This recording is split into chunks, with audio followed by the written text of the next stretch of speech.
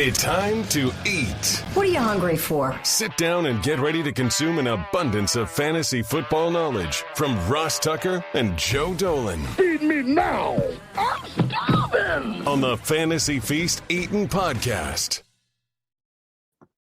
Yeah, let's eat, baby. It is the Fantasy Feast EATIN podcast, and it is presented by DraftKings as always. Speaking of DraftKings, we've got two more contestants for the July Best Ball Draft over at DraftKings, head-to-head with me and Joe. I am me. That's a great line. Ross Tucker, former NFL offensive lineman, at Ross Tucker NFL on all the social media platforms. All the shows are always posted, and the highlight clips of the various shows are posted at Ross Tucker Pod. Joe is Joe Dolan at FG_Dolan, the master of all he oversees over at FantasyPoints.com. Make sure you use the code 21Feast when you sign up here in 2021 for your Fantasy Point subscription, which you absolutely should do. So excited, by the way, for today's guest, Scott Fish. He's like famous. I mean, he's more famous than me and Joe, that's for sure. Very much so. Everybody knows who Scott Fish is because of the Scott Fish Bowl. And we are going to be able to talk to Scott momentarily. The first thing I want, though, we got two more best ball contestants. Mike Shirk, who last week sent not only his Patreon, but also he signed up at FantasyPoints.com. So kudos to Mike Shirk. And then you've got Justin Christopher. I said on Monday's Ross Tucker Football Podcast, Joe, I said the first new patron we get, you're in the best ball draft. Well, that was JC, Justin Christopher. So those two guys are in. We've got 4 in. We'll pick 3 each of the next 2 weeks, and then we go. And then it's time to go. Those of you that went ahead and signed up for Patreon, because there's a couple others that you weren't first, you do one other thing and you're in. So those other guys, Giancarlo and Jason and Ben, you do one other thing, you're in. So all you got to do, take advantage of one of the sponsors, Warby Parker, DraftKings, whatever, and you're in. Joe, good morning. How are you? I'm doing well, Ross. I'm once again looking forward to not being the star of this particular program because literally Scott dropped everything to be on the program at the last minute. Like, we were scrambling for a guest. We had some things lined up that didn't work out. And I was like, well, wait a minute. I'm doing the Scott Fish Bowl draft right now. And Scott Fish is, well, it's named after him. So I like the double entendre there, Scott. It took me, you wouldn't believe how long it took me to realize, oh yeah, Fish Bowl and bowl, it kind of has the football connotation there. Sure. Yeah. I'm a blockhead, but it's great to have you on board. I just got through my 7th pick in the Fish Bowl, and Ross, I have to tell you, we talk on here about strategy and all that stuff and best ball. Throw it out the window. Just throw it out the window. It is the single most uncomfortable draft anybody is in every year. So I have to thank you for torturing me, Scott. Yeah, that's part of the point of it. I wanna throw everybody off and put everybody on an even playing field and try to think through the settings and try to figure out how to play. It's a lot of fun. It's a lot of fun. Thanks for having me on, by the way, guys. Yeah, Scott, thank you so much for coming on. At ScottFish24 is how you can find him on social media. He's all over the place. ScottFishBowl.com is where you can hear more about the Scott Fish Bowl draft. And I know, Scott, I know you've been on before, but It's been a while. So for people that are not familiar, can you please tell them about Scott Fish Bowl? Sure. It's basically a giant pro-am that brings in like analysts from all of the industry, celebrities like actors, actresses, former professional athletes. Like this year, the theme is bands, and like Mike Mills from REM is playing in the REM division. Like it's celebrities from all over, along with analysts all over the industry and just regular fans, just people, fans of this show, fans of, you know, fantasy football, just playing alongside right with these people, interacting with them, chatting with them daily about their drafts. It's just a giant fun event, and we use it to help raise a lot of money for charity. And it's just one heck of a ride every year. All right. So how did it start and what charity? Sure. So it started in 2010. It grew really slowly. Like Mike Clay, who I'm sure you know, won the first one. We just started as a reader league for the site I ran at the time. But each year I kept inviting more and more analysts to come play. And when one analyst says he'll play, another analyst will be like, oh, if he's playing, I'll play. And it just steamrolled to the point where just almost everyone plays in this thing now. This is the 11th year. And about 5 or 6 years ago, I was helping a buddy with a Toys for Tots drive in Las Vegas, and he bought the toys in Las Vegas, and he couldn't do it the next year. And so I kind of picked up that mantle, and I was 35 at the time, and it coincided with a heart attack for me. And at that point, like when you have something like that happen to you, something in the back of your head just says, you know, I want to be a better person. I want to be a better role model. I want to, you know, be a better leader. I want people to see the best possible version of me. I want to be the best possible version of me.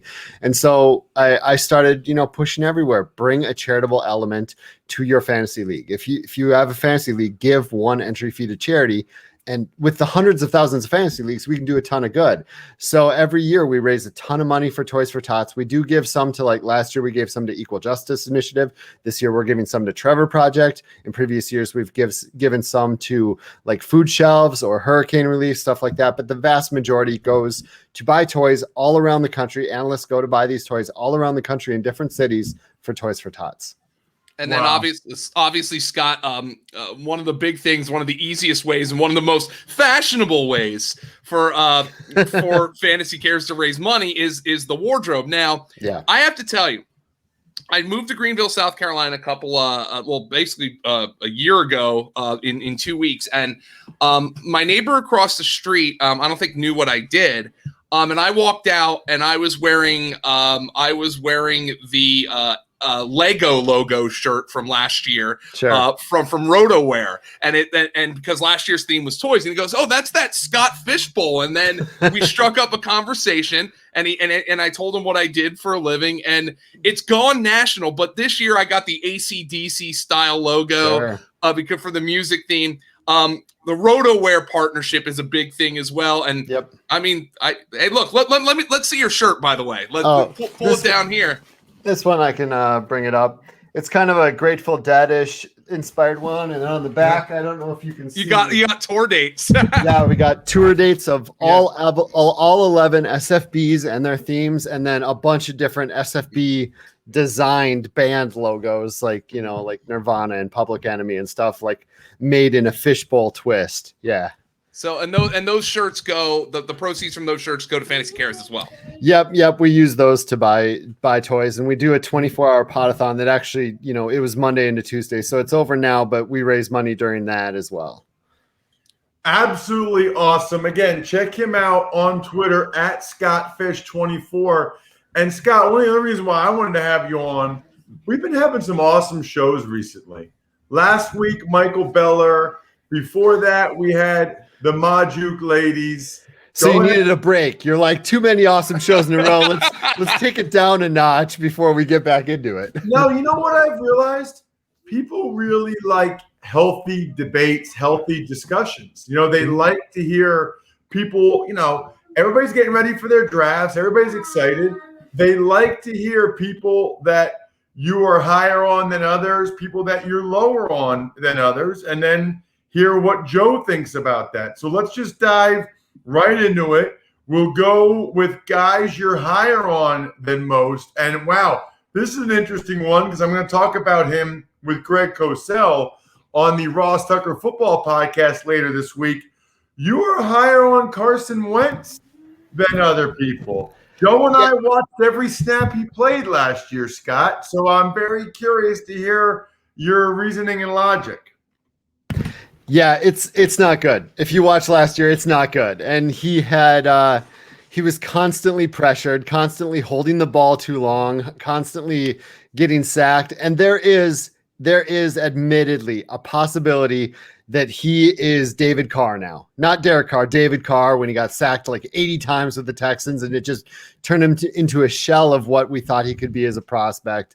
It's possible he's broken. It's very possible. However, he's got the best offensive line he's ever had, and arguably one of the best in football now. He's got Campbell, and he's got Hilton, and his tight ends are decent, more like Hawk's super athletic. He's got plenty of options at wide receiver that are healthy now.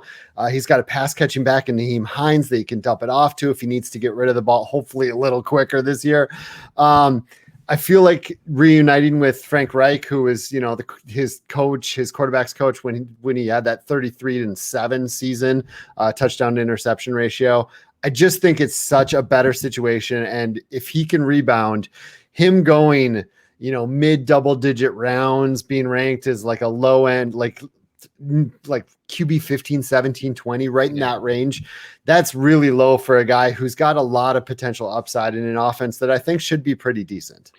Scott, this actually leads me to another point, because Ross and I, as Ross mentioned, we had been doing these shows where we're having a healthy debate, but I actually want to mix some kind of fishbowl analysis into this, because Wentz is fascinating in the fishbowl because you weigh sacks as a negative, you weigh incompletions as a negative. So when you're looking at that, so let's look at it from a macro perspective. Right. You're trying to level the playing field, because I remember 2 years ago, Lamar Jackson just dominated the fishbowl because it's super flex. You wanted to kind of bring those pocket passers who are out of vogue for fantasy back into the fold.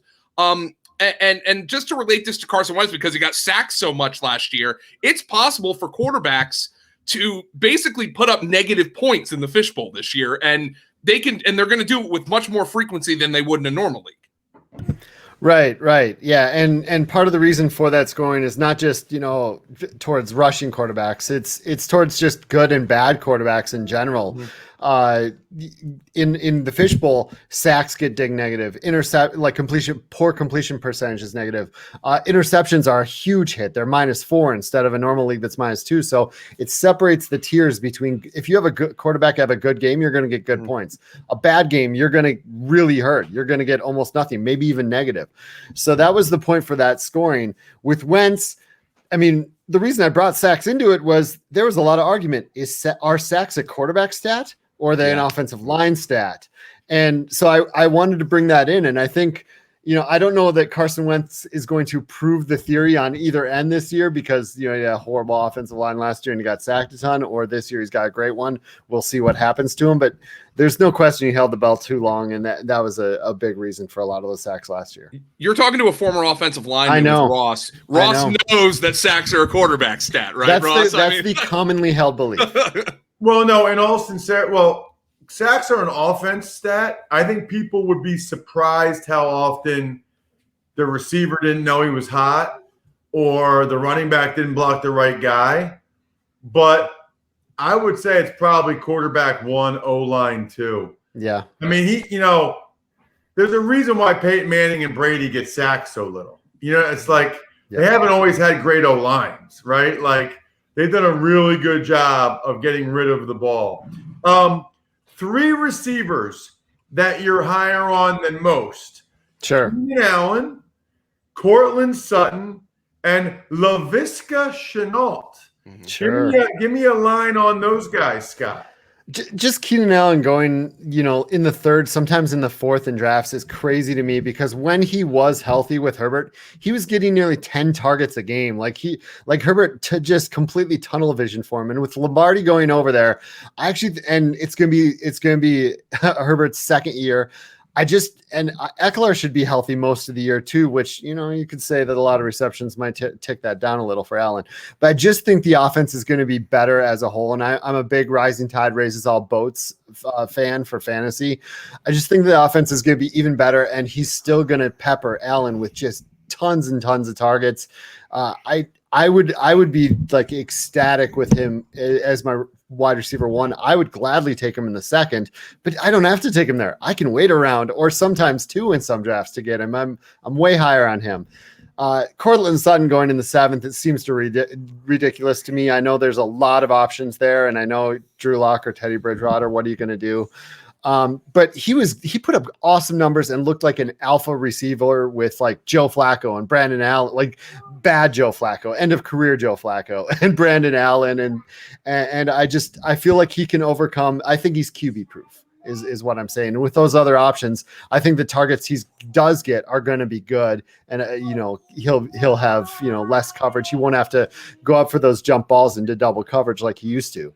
And then, Shenault, I just think they're going to want to get him in space a ton. He ended the season last year with 5 really good games, averaging over 15 fantasy points a game. I know that there's been injury issues, but some of the options there in the offense have gone. Trevor Lawrence is a major upgrade. I just think this is a year where if he's going in the 11th or 12th, I'm willing to take the shot on him, and I would actually take him a little bit early. I'm fine with him as my wide receiver 3 or flex play. Ross, Cortland Sutton's a guy that unfortunately every year you can't avoid it. Even if you do 100 drafts, it feels like you got blind spots on. I also think part of the reason Cortland Sutton could be intriguing this year is the possibility that Aaron Rodgers is there in Denver. Denver, if you look at the betting markets, they're like plus 2,500 to win the Super Bowl, which is a ridiculous number. I mean, look, Pittsburgh's like plus 4,000, and Pittsburgh won the AFC North last year. It's entirely based on the notion that Aaron Rodgers could be traded there and become a quarterback this year. So Cortland Sutton, Judy would take a big boot. KJ Hamler would get a boost. Fant would get a boost if Aaron Rodgers is the quarterback there, which is interesting. You and I have talked on this program, Ross, though. Laviska Shenault is a player whom I have changed my opinion on like 30 times. So when Urban Meyer and Darrell Bevell, it's the I get it. Yeah, like when Darrell Bevell and Urban Meyer got hired, I was like, oh man, Laviska Shenault, he can run, Percy Harvin, woo, woo, woo, woo, woo. And then they come out in the draft, and Urban Meyer flat out admits, Travis Etienne, I didn't want you. I wanted Kadarius Toney. And then they're using ETN in that Harvin-like role in OTAs, and I'm like, all right, now I'm back down on Laviska Shenault. Like, why would they want Kadarius Toney if they have this guy? And then it comes out OTAs, oh my God, they love him. The new staff loves him. He's looking great. I'm back in on Shenault at price, but I reserve my right to change my opinion yet again because there is so much unknown with Urban Meyer there, Ross. It's always about price. Right. Yeah. It's the 11th, 12th round. Yeah. Like I feel like that's cheap for him. I feel like I'm wearing my Jaguars shirt today, whatever this color is. It's like it's Jaguars-esque. People need to check us out on YouTube, youtube.com/Ross Tucker NFL. So I've never seen this before. Okay, Joe, when we have guests on, this is one of my favorite things we do. Up until, September 1st, who are you higher on? Who are you lower on than the consensus? Scott texted me all the backup running backs. He's higher on all the back. I want so many of them this year. Nobody has ever said before, Joe, they're high on all the backup running backs. Explain yourself. Yeah. So there's a lot of them. It's Tony Pollard. It's Alexander Madison. It's Trey Sermon, who you can argue, is he actually the backup or not? Yeah. Probably to Mostert at this point. Darrell Henderson, even in the later rounds, like Justin Jackson, or like even Darrington Evans at the very, very end of your draft. But for me, that extra week, like we've already seen injuries. Yeah, I got a little. By the way, Scott is doing this, okay? Scott is literally giving this analysis while his son is pulling the earbud out of his ear. This is amazing. Hey, buddy. Can you wave hi? All right, go back to mommy. So Scott, like that. Let me bring you back into the conversation because I want to involve the fishbowl here. I can. Okay. I am very glad that you're higher on all the backup running backs, because I'm going to need to be high on the backup running backs because I have just 1 through 7 rounds of the fishbowl. So let's go back to some of the builds that have been successful in the fishbowl. Have you found that, like, quite frankly, I feel like zero anything can work given the scoring format? That's part of the thing with balanced scoring, is that you can come through with any strategy you want and it will work. It's got the super flex for the quarterbacks. It's got tight end premium for the tight ends. It's got points per first down, which generally boost running backs. It's got the PPR for the half PPR anyway for the wide receivers. And also wide receivers you have to start 3. So their value comes in their depth. So I think you can use any strategy, but I really feel, as far as all the running backs, Pollard, Madison, Sermon, like Henderson, those types, they're going 11th, 12th, 13th, 14th round. And this is a year where we got an extra game. We already saw last year, and there's been a trend towards second running backs getting more and more work. More injuries are happening. There's, you got bye weeks right in the middle of your season, 6 to 14. I figure with bye weeks, injuries, the extra game, coaches seen that we have the extra game, and already a trend towards the second running back getting more work. We're going to see those backups get legitimately 125 to 175, maybe even more touches. And if a stud goes down, you've got a huge option right there. So when I'm in the double-digit rounds, I'm already drafting my bench players. I want all of those guys. I want as many of them as I can get. The tight ends you're higher on than most. I've seen a lot of people that are into Troutman with the Saints, but I guess I don't know his ADP, but I've been hearing that a lot. And then you got Komet with the And I was starting to think maybe I'm not higher on than most. I'm just trying to get him everywhere because they're going so late. I didn't grab their ADP right before I got on here, but it's late enough that I want as many of them as I can get. Troutman's just jumping into a spot with more opportunity, and the way Winston treated Brait in Tampa, I'm hoping he treats Troutman that way. I'm hoping we see those end zone targets that he liked to hit with it. He trusted his tight ends in Tampa, especially around the goal line. And tight ends, historically, especially the later, the deeper ones, tend to be pretty touchdown dependent. And if you got a situation like that, I'm going to like it. And Komet, I just think it's open for him to thrive there. I think that he's, he ended the season last year with like 6 or 7 targets, and in 5 of his last 6 games, he was really starting to get worked into that offense. I do like Mooney there, but I think Troutman is going to get a decent amount of work. So Scott, let's talk about more into the fishbowl and some of the rule changes that you made this year. Sure. Like I said, the draft always makes me uncomfortable. I think it makes everybody uncomfortable. Like, I think it's hard to write strategy pieces for it because the leagues are so different. But I think one of the biggest cliches in fantasy football is zigging when others zag. On a macro level, you zigged when others were zagging. Everybody is kicking kickers out of their leagues. Yeah. You brought them into the fishbowl. What's different about it? What are you doing differently with kickers? What do you think the kickers are going to add to the fishbowl? I've been in the league for years. You haven't had kickers or defenses as long as I can remember. What are you doing with kickers this year that's different than other leagues might be doing?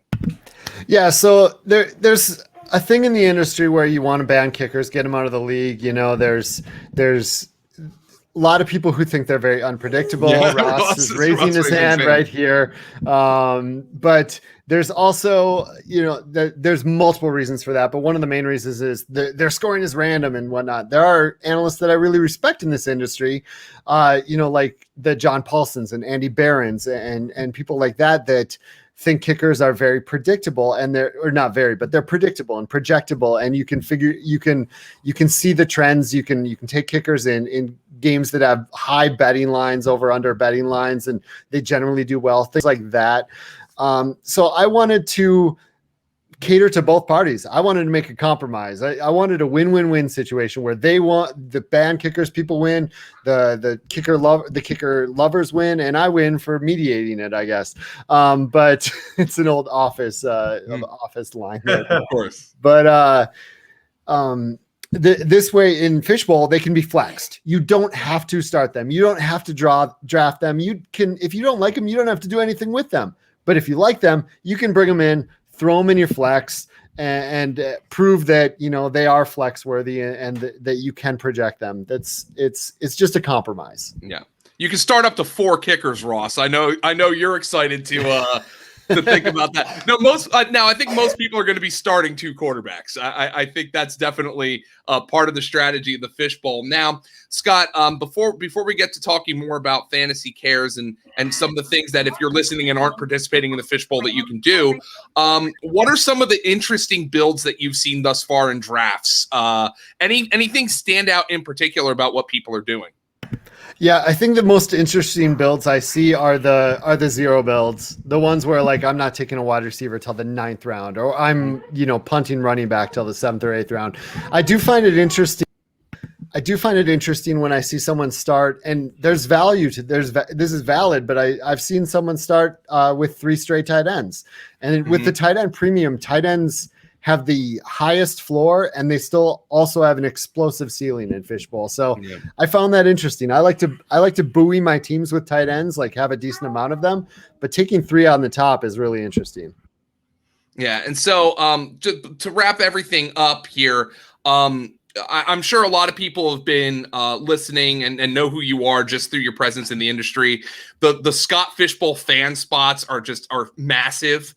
But ultimately, this is all about charity. This is all about giving back. What are some of the things people can do if you're in the Fishbowl, if you're not in the Fishbowl, that can help out the kids that Fantasy Cares helps so much? Sure. So, a couple of years ago, I decided I'm going to promote, you don't have to give to us. You can just give to any charity you're passionate about. I just want to build this community and build that idea that all these leagues can do a ton of good. So actually just take your league and be like, we should give part of it. We should give an entry fee to charity. That's what makes me happy, that it's just being done out there. It doesn't need to be with us. For us, most of our stuff is done now. The at SFB Podathon handle on Twitter, their link to donate is still open.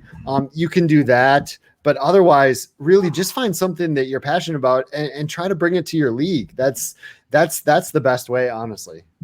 Scott, what you built this thing into is amazing. I really appreciate you coming on the show, especially on short notice. You even brought an extra guest on with your son, which was awesome. Seriously, what you've done is really impressive, man. You should be extremely proud.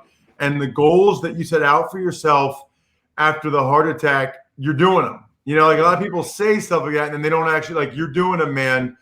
Thank you so much for coming on the show. We really appreciate it. Thank you guys for having me. This was a lot of fun. I really appreciate it.